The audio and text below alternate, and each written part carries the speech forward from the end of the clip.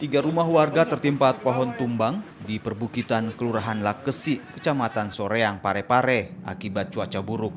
Hujan deras disertai angin kencang melanda kota Parepare sejak sepekan terakhir. Sebanyak 6 pohon yang tumbang rata-rata dengan tinggi 15 meter.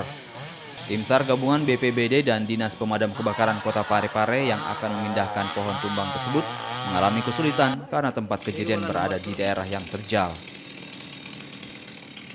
Apa yang angin kencang? Iya, kencang tawang baru hujan deras tuh. Hujan deras ya. Ada berapa rumah Bu yang ini kena? Itu dua aja saja. Ada 2 ya. Kalau pohon besar itu ada berapa yang tumbang Bu? 2. Ada 2 ya. Kalau sebagai warga di sini Bu khawatir tidak? Ya iyalah, khawatir. Khawatir ya. Terutama itu ada juga pohon besar satu situ dia. Ada pohon besar ya. Iya.